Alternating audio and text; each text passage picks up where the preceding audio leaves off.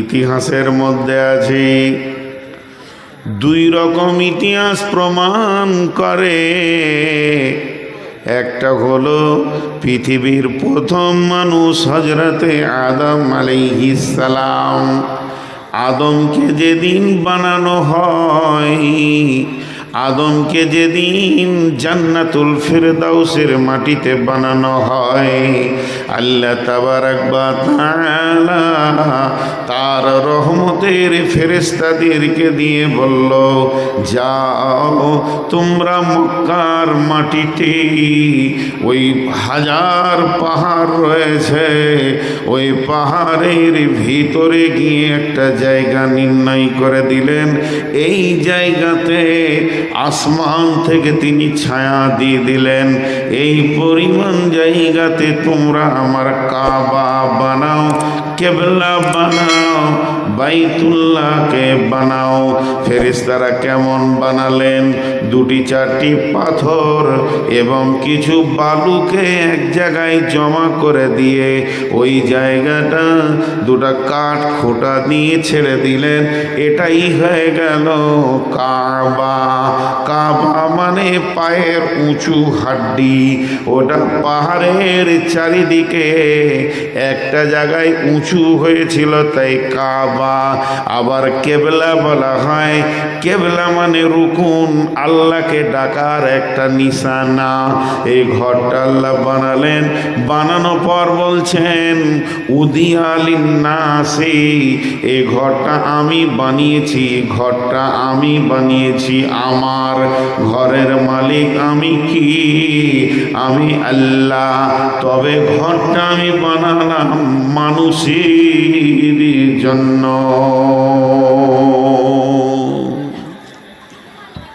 ঘরটা আমার বানালাম মানুষের জন্য।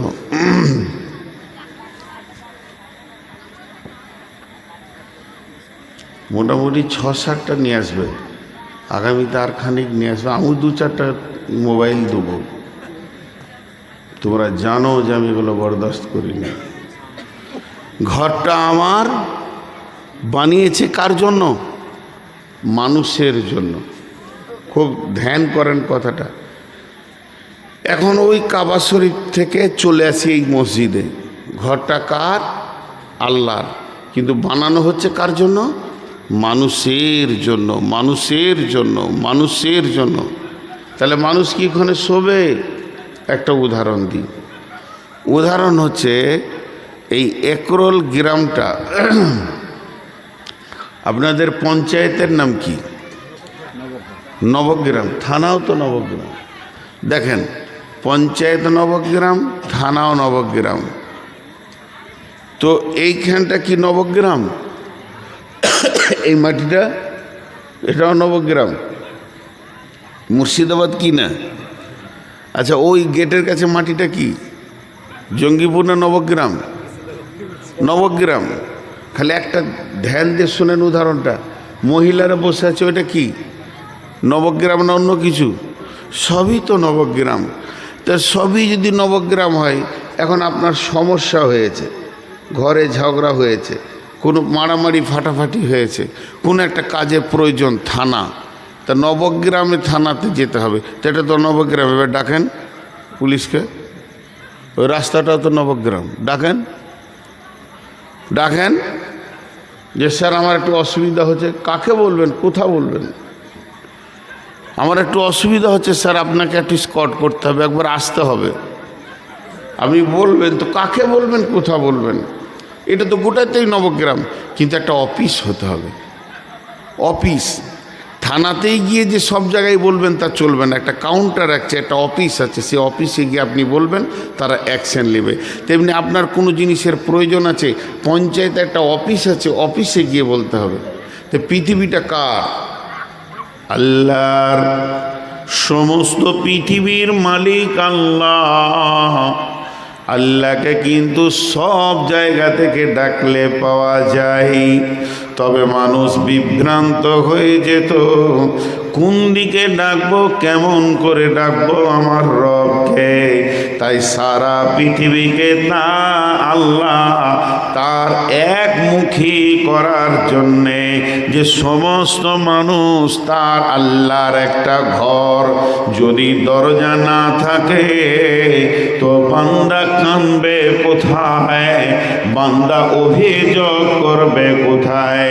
তার জন্য আল্লাহ বলছেন আমি তোর জন্য ঘরটা বানালাম রে নবগ্রামের মুসলমান, একরলের মুসলমান শুনেলে 70 বছর 50 বছর 20 বছর 40 বছর বয়স তুই অনেক গুনাহ করেছিস, অনেক অভিযোগ আছে, তোর অভাব আছে, আয় মক্কা মুকাররমাতে তুই চলে আয়, এখানে আমার ঘর আছে আর আমার ঘরের দরজা ধরে তুই কাঁদ, আমি বানিয়েছি তোদের জন্য উজিয়ালিন নাস, আমার ঘরের সামনে উবুর হয়ে পড়ে যা, সাজদা করে করে তুই তোর অভিযোগকে বল, আমার ঘরকে তাফ কর, চক্কর মার মার, তুই আল্লাহর কাছে তওবা কর, ইস্তিগফার কর,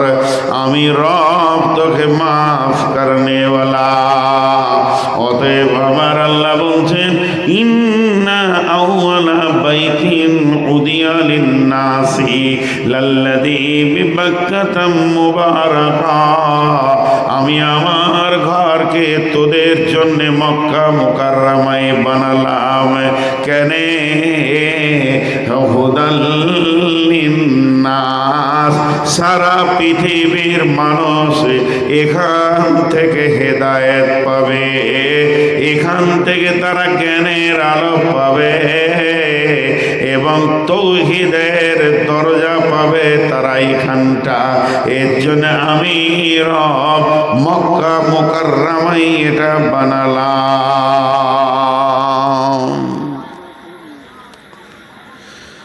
এবার সারা পৃথিবীতে খণ্ড খণ্ড হয়ে মসজিদ হতে শুরু হলো। আপনার মসজিদটা ওই কেবলা করা আছে মক্কার দিকে, জঙ্গিপুরের মসজিদ, শিলিগুড়ির মসজিদ, চীনের মসজিদ, জাপানের মসজিদ সব কেবলামুখী করা আছে। তাহলে আল্লাহর ঘর বানালে অনেক নেকি। আল্লাহর ঘর যেখানে আপনার আমার অভিযোগ করার জায়গা, কিন্তু মাঝে একটা জিনিস আপনাদেরকে আমি একটু উলঝান তৈরি করব। উলঝান মানে দোদল্য হবে, আগেই বলে দিচ্ছি, মনটা আপনার আমার বলবে কি ব্যাপার, এত মসজিদ দামি জায়গায় এত দান করলাম সব করলাম আর এখন কেমন কথা বলছেন। জি, পৃথিবীর মধ্যে সব থেকে খারাপ জায়গা মসজিদ। লেন আল্লাহ বলছেন বিসমিল্লাহির রহমানির রহিম লা তাকুম ফীহি আবাদা লা উসসিসা আলা তাকওয়া মিন আউয়ালি ইয়াউমিন। বিশ্বনবী নামাজ পড়ার জন্য রেডি হয়ে গেলেন। বিশ্বনবী নামাজ পড়তে গেলে যা প্রয়োজন সব কাজ সেরে নিয়েছেন, উজু হয়ে গেছে।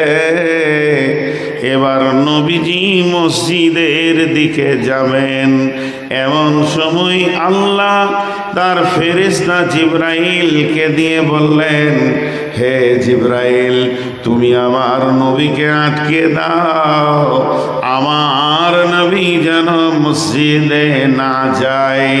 আমি আল্লাহ এটা পছন্দ করছি না, আমি রসুলকে এত ভালোবাসি, আমার নবীকে, আমার নবী যেন মসজিদের দিকে না যায়।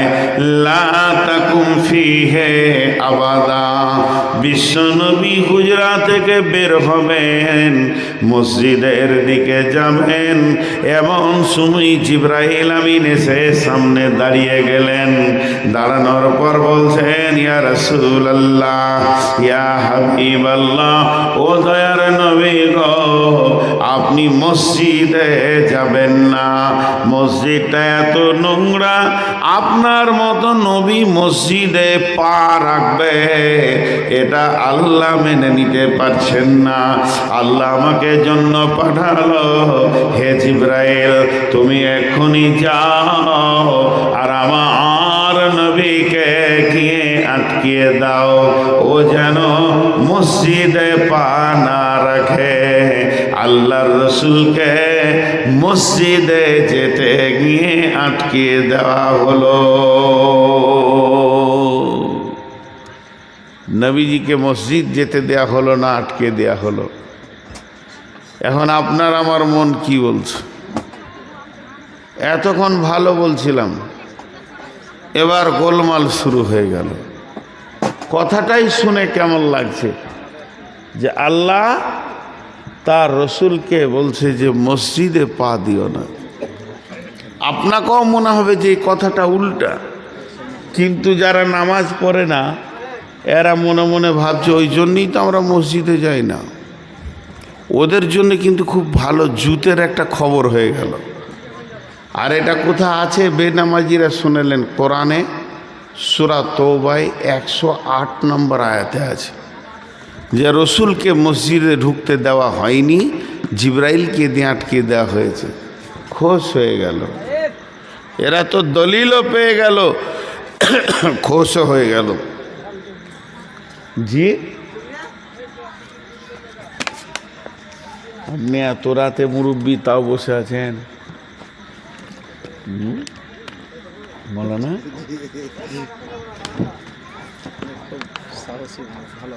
আমার প্রশ্নটার দিকে খালি ধ্যান দেন। স্বয়ং রসুলের মতো লোককে মসজিদে ঢুকতে দেওয়া হয়নি, তাহলে যারা মসজিদে যায় না ওরাই ভালো। একজনের গরু ও খোঁটা থেকে কীরকম দড়ি খুলে মসজিদে ঢুকে গেছে, আর ওই রকম মোটা আর বড় বড় শিং হয়ে আছে। ইমাম সাহেব এনার সভাপতি ভাইয়ের মতো জানের ভয়ে ঢুকে গেছে ঘরে, ওখান থেকে চিল্লাইছে, গরু কার রে, এই গরু কার। জানলাতে চিল্লাইছে খালি, গরু নিয়ে যাবে, এই গরু কার। তো গরুওয়ালা তখন কেবল রুটি খেতে বসেছে, ও তো জানছে যে আমার গরুটাই বদমাস। তাড়াতাড়ি করে উঠে ইমাম সাহেবকে কি বলছে দেখেন, যে আপনি মৌলবি সাহেব মানুষ, এত গলার ফাঁড় কেন, এত চিল্লাইছেন কেন? ও তো গরু, আর হুঁশ নাই বলি মসজিদ ঢুকেছে, আমি কোনো দিন ঢুকি?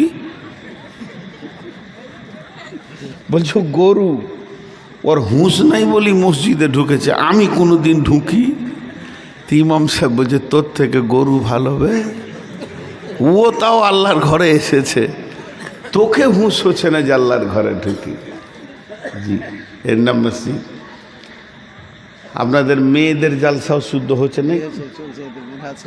হ্যাঁ, ওদিকে মেয়ে ছেলে বক্তাও আছে না বলছে, আমি তো শুনতে পেয়েছি, সভাপতি বলছে না। আজীব ব্যাপার, আমি তো বায়ান শুনেই যাচ্ছি তখন থেকে। তো মা বোনদেরকে একটা খবর দিয়ে দিই, নামাজ ছেড়ে দেবে আজকে। শুনেলেন, একদম সহি কথা, এর মধ্যে কোনো ভেজাল নাই। নবীজির একটি বিবি ছিলেন, যে বিবিটা কোনো সতীন দেখেননি, তার নাম খাদিজা। খাদিজা যতদিন বেঁচে ছিলেন আল্লাহ আর নবী দ্বিতীয় কোনো বিয়ে করেননি। খাদিজা কত দামি মহিলা, আল্লাহর রসুল মরার আগে পর্যন্ত খাদিজাকে মনে রেখেছিলেন।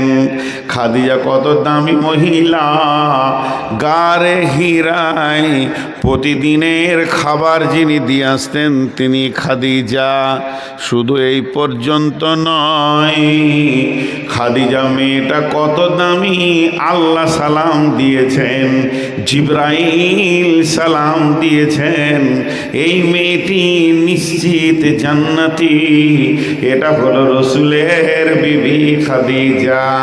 ফাতেমা, উম্মে কুলসুম, রোকেয়া, জাইনাব, যে সন্তানগুলিকে নিয়ে রসুলের পরিচয় এগুলো অন্য মেয়ের পেটে হয়নি, সবগুলি হয়েছে খাদিজার পেটে।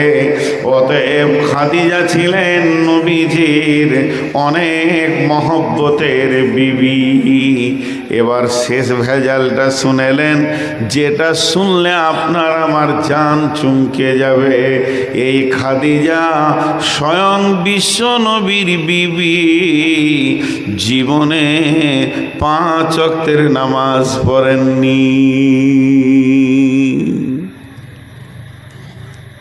জীবনে 5 ওয়াক্তের নামাজ পড়ে, তাহলে আর নামাজ পড়বে না? সভাপতি সাহেব, ওরা তো দলিল পেয়েই গেল, এবার ঘর চলে এবার হয়ে গেছে কাজ, আর কেন নামাজ পড়ব? দেখেন, দুটি জিনিস বললাম, দুটা উল্টা জিনিস বললাম, এরকম অনেক হাদিস কোরআন আছে, তো এগুলো বুঝতে হয়। খাদিজা নামাজ পড়েননি আর রসুল মসজিদে পা দেননি, মিটে গেল। এখন এই কথাটা এই পর্যন্ত রাখেন। তার আগে আমি 2-10 মিনিট বায়ান করেছি কিসের? মসজিদ দামি জায়গা, আল্লাহর ঘর, মসজিদ বানালে আল্লাহ জান্নাতে ঘর বানান, স্বয়ং রসুল বলছেন। আর আল্লাহ কোরআনে বলছেন, আমি পৃথিবীর প্রথম ঘর বানিয়েছি মক্কা মুকাররমায়। তাহলে কথাগুলো সব থাক। এখন একটা কথা আপনাদেরকে জিজ্ঞেস করব, খুব ধীরে ধীরে বলছি। কেন বলছি? বলি, আমার সুগার অনেক বেশি, পুরা পা আজকে আগুনের মতো জ্বলছে। একবার বিকালের দিকে ভেবেছিলাম যাব না, আমাদের দিকে আবার বৃষ্টিও হলো, প্রচুর বৃষ্টি হয়েছে বর্ধমানে, আর আমার গ্রামে হালকা হয়েছে। গাড়ি দেখলে বুঝতে পারবেন কত কাদা লেগে আছে, রাস্তার কাদা। তো সেই কষ্টে এসেছি। জ্বরের ভাব ছিল গতকাল, কাশি এখনো বন্ধ হয়নি, কিন্তু ওয়াদা খেলাপ করা অভ্যাস নাই, তাও আমি ধীরে ধীরে চালাতে রয়েছি। এবং পিওর একটা সাবজেক্টের ওপরে কথা বলছি, মসজিদকে কেন্দ্র করে, আপনারা ধৈর্যের সঙ্গে শোনেন। তো দুটি জিনিস আপনাদের ভিতরে কৌতূহল থেকে গেল, মেয়েদের ভিতরে একটা, পুরুষের ভিতরে একটা। কৌতূহলটাকে আগে পরিষ্কার করে দিই।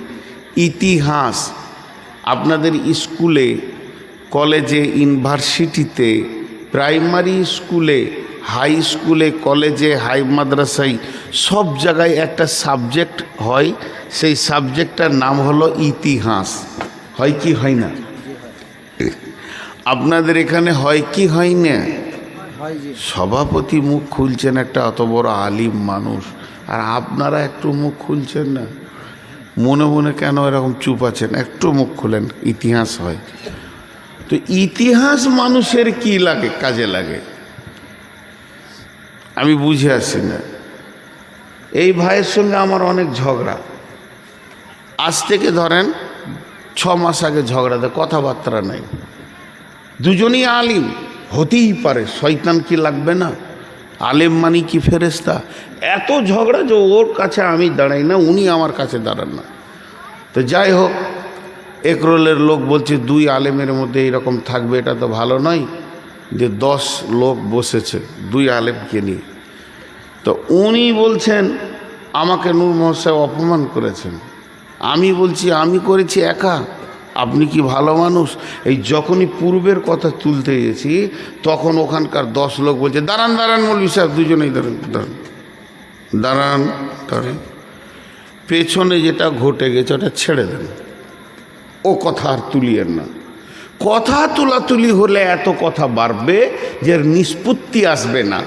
বিধায় আপনি ওকে মাফ করেন, ও আপনাকে মাফ করে দেবে, মুসাফা করে নেন। আগে জীবনে যেন এটা আর না ঘটে, এইটা নিয়ে কথা হোক। তাহলে ইতিহাস কোনো কাজে লাগে না। এতগুলো লোক মুখ খুলে না, ইতিহাস কোনো কাজে লাগে না, অথচ ওই সাবজেক্টটা পড়ানো হয়, খুব গুরুত্ব দিয়ে পড়ানো হয়। শুধু কলেজে কোরআনে 10 পারা ইতিহাস ভরা আছে, শুধু ইমানদারদের, বেঈমানেরও ভরা আছে। ফেরাউন, নমরুদ, হামান, উবাই ইবনে খালফ, আব্দুল্লাহ ইবনে উবাই, উবাই ইবনে সলুলের নামে আয়াত নাজিল হয়েছে। জঘন্য জঘন্য লোকের ইতিহাস কোরআনে আছে, যাদের নাম শুনলে মানে বমি আসবে, ঘৃণা আসবে, সেরকম ইতিহাস আছে। তাহলে ইতিহাস কোনো কাজে লাগে? আরে হ্যাঁ না বলে না, লাগে না। আচ্ছা, ইতিহাস যদি কাজে না লাগে তাহলে 50,000 টাকা ধার দেন, 2 মাস পর চাইলে বলবো ওটা ভেজাল কথা, ভুলে যান পূর্বের কথা, ছাড়বে। ইতিহাস 4টা কাজে লাগে, মুখস্থ করেন। ইতিহাস 4টা কাজে লাগে। নাম্বার 1, ইতিহাস ভবিষ্যতের প্রেরণা বানাই। যখন আপনি সাহাবীদের ইতিহাস পড়বেন, ভালো মানুষের ইতিহাস পড়বেন, সোনালী মানুষ যারা পৃথিবীতে বিখ্যাত মানুষ, তাদের ইতিহাস যখন পড়বেন, তখন আমি ওই যুবক, ওই ছেলেটা এখন থেকেই লক্ষ্য বস্তু বেছে নেবে। ওই লোকটা যদি ভালো ছিল, আমিও ভালো হতে পারবো। এর জন্যে সে উদ্যম নিয়ে পড়াশোনা করবে, ইতিহাসকে তৈরি করবে নিজের জীবনের। এর জন্যে 1 নম্বরে ইতিহাস জীবনের ভবিষ্যতের প্রেরণা দেয়। 2 নম্বর ইতিহাস কি লাগে? ইতিহাস 2য় নম্বর যেটা লাভ করে, ভবিষ্যৎকে সাবধান করে দেয়।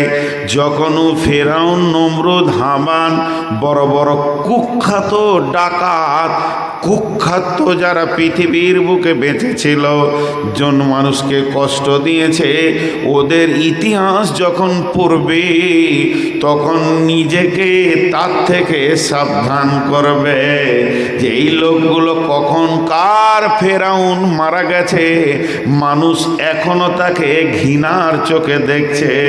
অতএব আমি ফেরাউনের মত লিব না।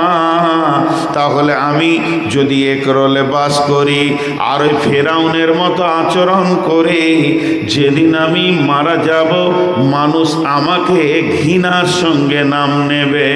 অতএব আমি ওই রাস্তাটা ছেড়ে দিব, মুসার রাস্তাটা ধরব। তাহলে ইতিহাস 1 নম্বরে কি করে? ভবিষ্যৎকে সাবধান করে। 2 নম্বরে কি করে? ভবিষ্যতের প্রেরণা জমায়। 2টা হলো। নাম্বার 3, ইতিহাস কি করে? পরিস্থিতিকে কন্ট্রোল করে। ইতিহাস কি করে? পরিস্থিতিকে কন্ট্রোল করে। আর 4 নম্বর, ইতিহাস মাফ করতে জানে না। আল্লাহ মাফ করে, কিন্তু ইতিহাস মাফ করতে জানে না। আপনাদের গ্রামের মসজিদের আমি ইমাম 10 বছর আগে ছিলাম। হঠাৎ আমার নামে একটা দুর্নাম ঘটে গেল যে মসজিদের 5,000 টাকা চুরি করেছে। নোংরা হয়ে গেল আমার ইতিহাসটা। তো গাঁয়ের লোক আমাকে সম্মানের সাথে বিদায় দিয়ে দিলে, বিদেশি মানুষ ভেজাল করিস না, ছেড়ে দে। তারপর আর ইমামই টিকছে না, বলছে আবার ওকে নিয়ে। লোকটা ভালো ছিল, এটা মনে হয় কোনো গোলমাল হয়ে গেছে। আবার 20 বছর থাকা হয়ে গেল, আবার 20 বছর থাকা হয়ে গেল। বেটির বিয়ে দিয়েছেন, বিয়াই এসছে বেড়াতে, জুমার খুতবা শুনে বলছে, মৌলবি কি গো, জান ঠান্ডা হয়ে গেল রে ভাই আপনাদের গাঁয়ের মৌলবির খুতবা শুনে। তা আপনি ভাত খেতে খেতে বলছেন 30 বছর থাকা হয়ে গেল, লোকটা খুব ভালো, খালি মাঝে একবার 5,000 চুরি করেছিল। ইতিহাস কেউ মুছতে পারে না। ইতিহাস মুছা কোনো ডাস্টার পৃথিবীতে আসেনি। একটা লোক পৃথিবী থেকে চলে গেছে, মারা গেছে, কবরে পড়ে আছে। কবরে হাড় নাই, হাড্ডি নাই, মাংস নাই, সব পচে শেষ হয়ে গেছে। তারপরও কবরের পাশ দিয়ে 2 বন্ধুতে বাইকে পেরিয়ে গেছে, আর একজন আর একজনকে বলছে এটা খবির ডাকাতের কবর। টুক করে বলে দিল, তার মানে ইতিহাস মাফ করতে জানে না। তিনটে বলা হলো। 1 নম্বর ইতিহাস ভবিষ্যৎকে সাবধান করে, 2 নম্বর ইতিহাস ভবিষ্যতের প্রেরণা দেয়, 3 নম্বর ইতিহাস মাফ করতে জানে না, 4 নম্বর ইতিহাস পরিস্থিতিকে কন্ট্রোল করে। ইতিহাস পরিস্থিতিকে কন্ট্রোল করে। তার মধ্যে একটা অন্ধকে দূর করে দিই। ও মা আমার, বোন আমার, আমি একটু আগে বলেছি বিশ্বনবীর বিবি আম্মা জান খাদিজা জীবনেও 5 ওয়াক্তের নামাজ পড়েননি। তিনি জীবনেও 5 ওয়াক্তের নামাজ পড়েননি। চলেন এবার বলবেন নূর মোহাম্মদ সত্য বলছে না মিথ্যা বলছে? কে বলবে? কে বলবে না ইতিহাস বলবে। এবার আপনি হাদিসের পাতাতে খুঁজতে শুরু করে দেন। খুঁজতে খুঁজতে বলেন 5 ওয়াক্তের নামাজটা স্টার্ট হলো কখন? কখন থেকে 5 ওয়াক্তের নামাজটা চালু হয়েছে? তখন দেখা যাবে আল্লাহর নবী মেরাজে গেলেন। আবার মেরাজের রাত্রিতে সমস্ত আসমান, সিদরাতুল মুনতাহা, আরশে মহল্লা, জান্নাত জাহান্নাম দেখে ফিরলেন। ফিরার পথে আল্লাহ বললেন, ও নবী মুহাম্মদ, আমি তোমাকে 50 ওয়াক্তের নামাজ দিলাম। সেই নামাজটা কমতে কমতে 5 ওয়াক্তে এলো। এই 5 ওয়াক্তের নামাজ নিয়ে বিশ্ব নবী যখন ফিরে আসছেন, আল্লাহ বলছেন, ও নবী মুহাম্মদ, তোমার উম্মতকে বলে দিও তারা যদি 5 ওয়াক্তের নামাজই পড়তে পারে, সালাত আদায় করতে পারে, তো আমি রব 50 ওয়াক্তের নেকি দিয়ে দিব। এবার বিশ্বনবী ওখান থেকে ফিরলেন। তাহলে ওই ডেটটা কত, তারিখটা কত, সাবে মেরাজে যে গিয়েছিলেন সেই তারিখটা কত? তো আম্মাজান আয়েশা বলছেন আমি হলাম সব থেকে সৌভাগ্যবতী মেয়ে, যেহেতু আল্লাহর নবী যেদিন মেরাজ হয় আমার বিছানা থেকে হয়েছে।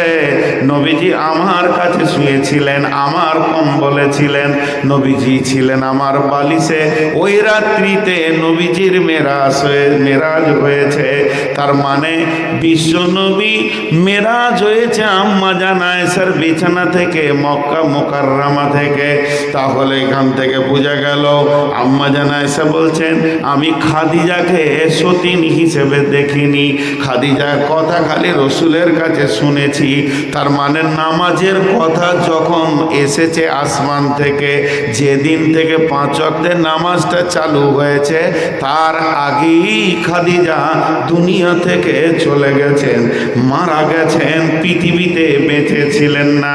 তার মানে যতদিন খাদিজা বেঁচে ছিলেন অতদিন 5 ওয়াক্তের নামাজ, পর্দা এগুলো আসমান থেকে আসেনি।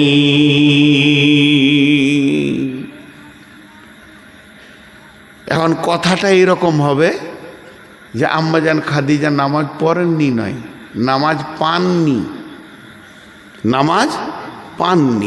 উনি নামাজ যে চালু হয়েছে, পর্দা চালু হয়েছে, এগুলো দেখতে পাননি। তাহলে এই আগে যে ভেজালটা শুরু হয়েছিল, প্রথম যখন বললাম যে রসুলের বিবি নামাজ পড়েনি, মনের ভিতরে যে ভেজালটা শুরু হয়েছিল, এই ভেজালটা কে দূর করলো? ইতিহাস। কে দূর করলো? ইতিহাস। ইতিহাস পরিস্থিতিকে কন্ট্রোল করে। এখন রসুলকে যে মসজিদে ঢুকতে দেওয়া হচ্ছে না, এর পেছনেও ইতিহাস আছে, এর পেছনেও ইতিহাস আছে। সেটা মসজিদ নয়, অন্য কোনো মসজিদ নয়, তার উপর আয়াত নাজিল হয়েছে। বিসমিল্লাহির রহমানির রহিম। والذين اتخذوا مسجدا جرارا وكفرا تفريقا بين المؤمنين وإرصادا لمن حارب الله ورسوله من قبل ولا يحلفن إن أردنا إلا الحسنى والله يشهد إنهم لكاذبون। মহিলা বক্তাগুলো ছুটি হয়ে গেল নাকি? হ্যাঁ, ভালো সভাপতি গো, মহিলা বক্তাগুলোকে আগে ছেড়ে দিলে, ওদের যা ছিল পেটে সব বলে দিয়ে ঘর চলে গেল। জানে শান্তিতে ঘুমাবে, ভাগ্যে জানে জালসাটা হয়েছিল। হ্যাঁ, তো এবার ইতিহাসটা শুনেন যে রসুলকে কেন আটকানো হলো। রসুল্লাহ সাল্লামের নবুয়তি জিন্দেগি যেদিন থেকে নবী হয়েছেন, যেদিন মারা গেছেন, টোটাল ছিল কতদিন? 23 বছর। ক বছর? 23 বছর। 63 বছর বয়সে মারা যাচ্ছেন, 40 বছর বয়সে নবুয়তি পেয়েছেন। এই 23 বছরটাকে আল্লাহ দুভাগ করেছেন। কভাগ? দুভাগ, সমানভাবে নয়। 10 থেকে 11 বছর মক্কা, আর 11 থেকে 12 বছর মদিনা। নবীজির জীবনটা 2 ভাগে ভাগ করে দিলেন। 10 থেকে 11 বছর মক্কা, আর 11 থেকে 12 বছর মদিনা মানওয়ারা। এর জন্য নবীজির নামে টাইটেল দেওয়া হয় নবী মক্কি, নবী মাদানী। তিনি মক্কি ছিলেন, তিনি মাদানী ছিলেন। এবার তিনি মদিনা চলে গেলেন। তো যতদিন তিনি মক্কায় ছিলেন, নবীজির শত্রু কে ছিল? এক ছিল কাফির আর এক ছিল মুশরিক। একটা ছিল কাফির আর একটা ছিল মুশরিক। মুনাফিক ছিল কিন্তু খুব দুর্বল। আর যেদিন নবীজি মদিনায় চলে গেলেন, সেই দিন নবীজির বড় জানি দুশ্মন কে হলো? না মুনাফিকেরা হয়ে গেল। বিশ্বনবীর পেছনে যত কষ্ট দেওয়ার চিন্তা, মুনাফিকদের শুরু হয়ে গেল। আর মুশরিক কাফেররা বহু দূরে মক্কায় পড়ে গেল।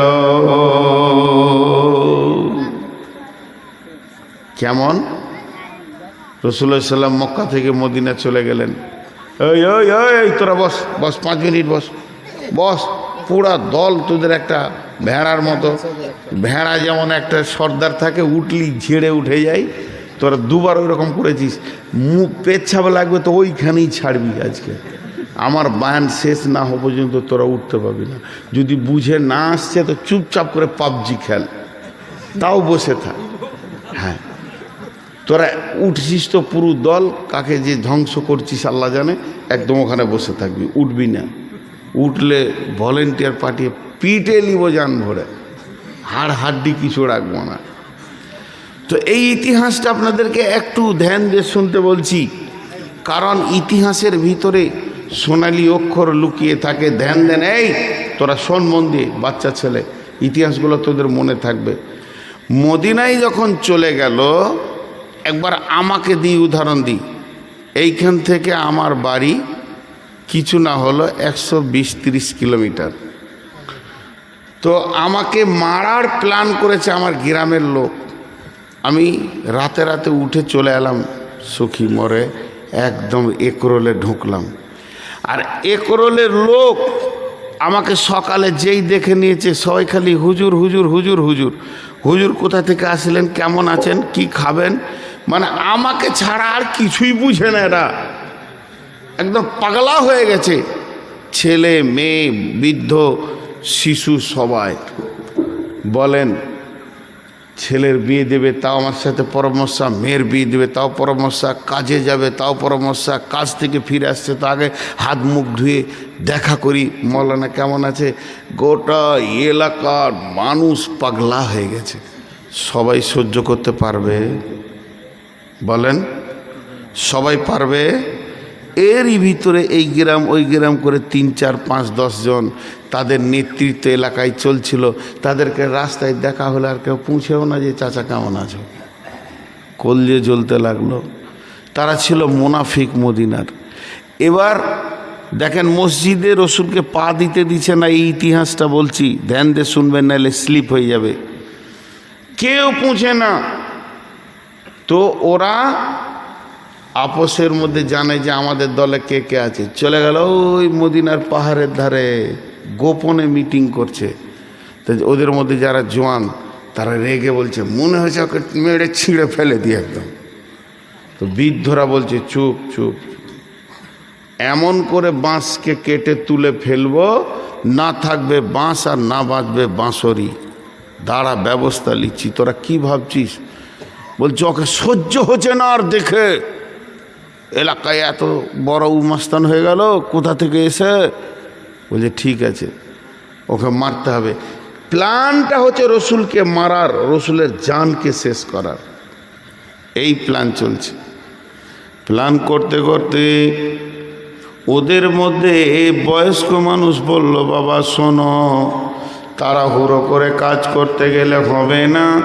এখন যদি ওর বিরুদ্ধে মুখ খুলবে, মানুষ ওকে নিয়ে পাগলা হয়ে আছে, তুমি চাটনিতে জুটবে না। তাহলে ওর ভিতরেই থাকতে হবে, ওর সাথেই থাকতে হবে এবং ওর গাছের জড়কে ভাঙতে হবে। এরা হলো মোনাফিক। মোনাফিকের ব্যাপারে আল্লাহর কালাম পাক বলছেন, ফি দারকিল আসফাল, এরা জাহান্নামের একবারে নিচে থাকবে, এদের ওপরে থাকবে মুশরিক কাফির। তার মানে এরা এত ভয়ানক জিনিস, আপনার সঙ্গে থাকবে, খাবে, আপনাকেই মারবে, এটা বুঝতে দেবে না। এই ভয়ানক দলটা ছিল মদিনাতে, রসুলকে মারার প্ল্যান করেছে। দুটো যুবককে বললে, এই তুই আর তুই কালকে চলে যা মক্কা, ওর যেখানে জন্ম, ওর বাপের যেখানে বাড়ি ভিটা, ওই এলাকায় জিজ্ঞেস করে আইতো, দেখ কি ঘটনা ঘটে। দুজন চলে গেল মক্কা। মক্কা পৌঁছালো, যে কদিনই লাগলো, 2 দিন 10 দিন। মক্কায় পৌঁছানোর পর জিজ্ঞেস করবি কর, আবু জাহেলের ওইখানেই শুধাইছে, আগে নবী মোহাম্মদকে ছিল, বলে চিনবো না, ওকে পেলে কাটবো। রাতে রাতে পালিয়েছে ওইখান থেকে। তখন আর কলজাটা কি বড় হচ্ছে, ওরে সুবহানাল্লাহ, দুশ্মনে ঢেড়ি লেগে আছে। এত ভালো লোক আমার ওখানে, খুব বুজুর্গি বেনে গিয়েছে, কিন্তু ওর যে দুশ্মনে ঢেড়ি লেগে আছে। দাঁড়াও, তোমরা খবর দিচ্ছি কোথা আছে, পালালে কি হবে, কোথা আছে বলে দিচ্ছি।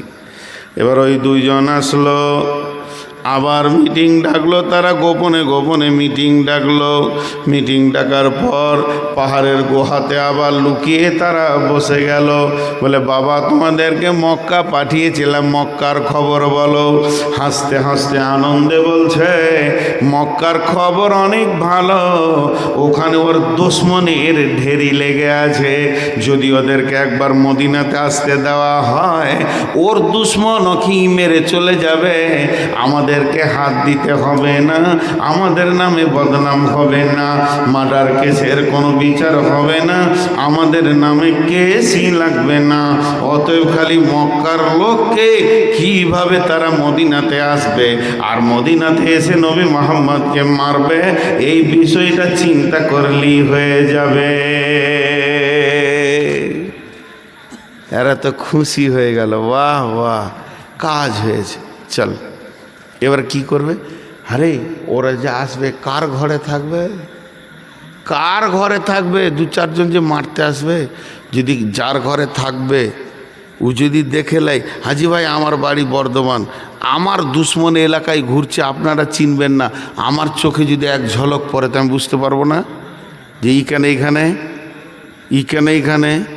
তো ঠিক ওই রকম ওরা বলছে, যদি কারো ঘরে দেখে লাই, ওর আইন খুব কড়া, গর্দন উড়িয়ে দেবে। তাহলে কি করবি?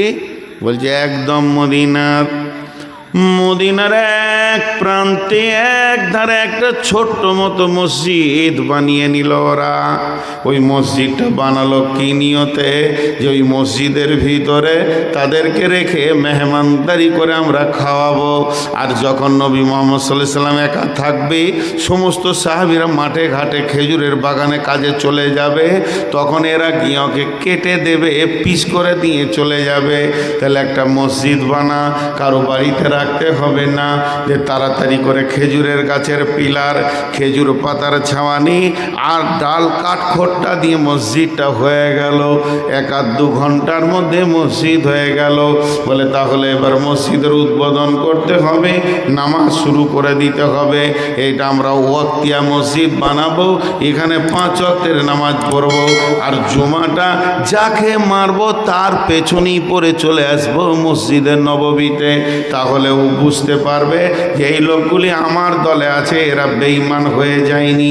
কিন্তু তলায় তলায় আমরা ওই দুশ্মনদেরকে নিয়ে এসে আমাদের 5 ওয়াক্তের মসজিদে রেখে দিব, আর এখান থেকে নবী মুহাম্মদকে মেরে দিয়ে চলে যাবে। বাপরে, কে বিড়ি খেয়েছে গো?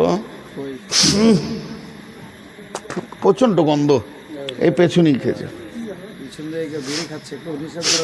আল্লাহ, আরে বাপ, তোকে কি বিড়ি এখনই খেতে মন গেল? তোর লজ্জা শরম হায়, ওকে ধরে নিয়ে আয় তো। হ্যাঁ, খেয়েছে না? না বললে হবে না, আমার নাক রে, এটা বিভৎস গন্ধ আসছে।